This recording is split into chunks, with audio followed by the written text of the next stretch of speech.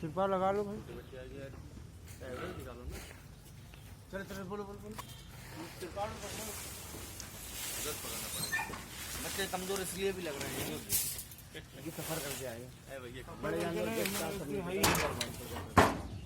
बालक पकड़ो।